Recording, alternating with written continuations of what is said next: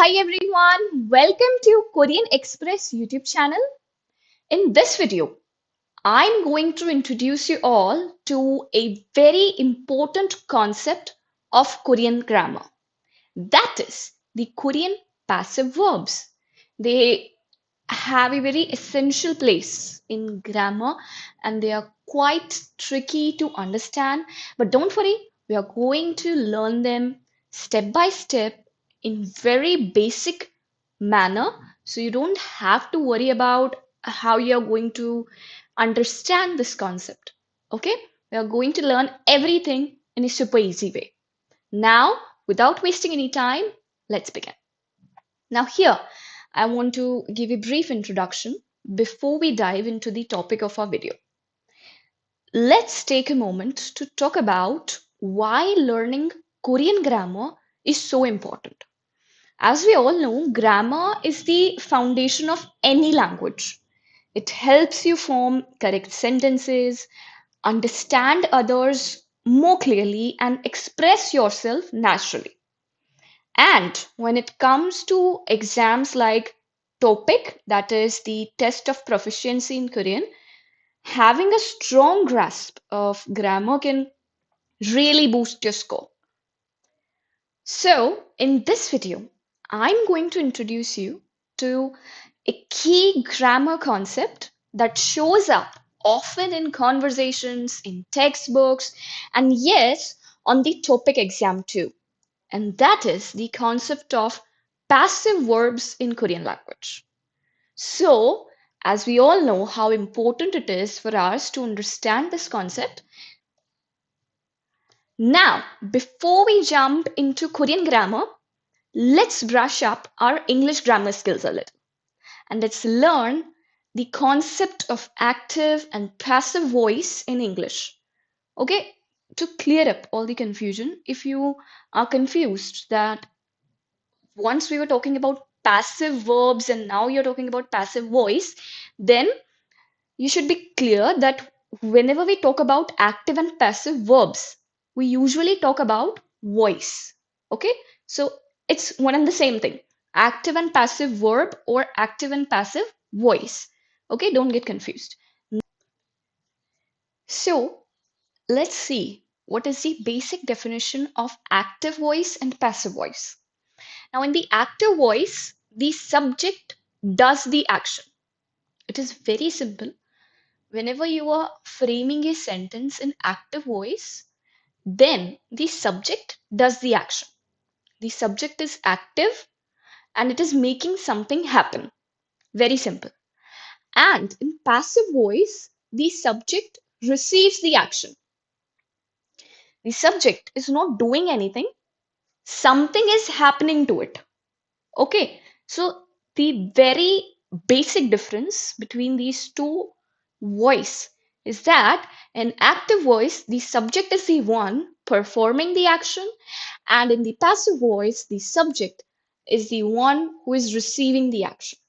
All right, so it is very simple. With the help of this simple diagram, you'll be able to remember the concept of active and passive voice. In active voice, subject is doing the action, and in passive voice, subject is receiving the action. Okay, very simple. The definition is super easy to understand. Now, let's look at a few example sentences to understand these two voices. Now, in active voice, look at the sentence. The cat chases the mouse. Here, the cat is the subject doing the action and the mouse is receiving it. Okay, so basically, the subject is doing the action, active voice. And in passive voice, the same sentence can be the mouse is chased by the cat. Here, the mouse becomes the subject and it's not doing anything. Instead, it's just receiving the action. The mouse is receiving the action. The mouse is not performing any action. The mouse is not doing any verb, any action. It is receiving it. So here, the subject is receiving the action and therefore it becomes passive voice. Okay, these two voices could be very easily understood if you go through examples. Okay, it becomes very easy. In the first one, cat is the subject doing the action, and the second one, mouse is the subject receiving the action. Okay, now let's look at these examples. The dog bites the man. It's an active voice. Here, the dog is the subject and is doing an action. In passive voice, this sentence could be the man is bitten by the dog. Here, man is the subject and he is receiving the action. Let's look at the next example. She writes a letter. This sentence is an active voice. Now, she is the subject and she is doing an action. The action is writing a letter. In passive voice, it could be a letter is written by her. So here, subject is the letter and it is receiving the action. Okay, it is very simple. With the help of these examples, I hope you'll be able to understand the concept of active and passive voice in English language. Okay, now let's move ahead and look at the Korean part. Now let's jump into the Korean language. Korean also has passive verbs, but they work a little differently compared to English. In Korean, passive verbs are typically formed either by attaching specific suffixes to the stem of an active verb or by using entirely different passive verb forms.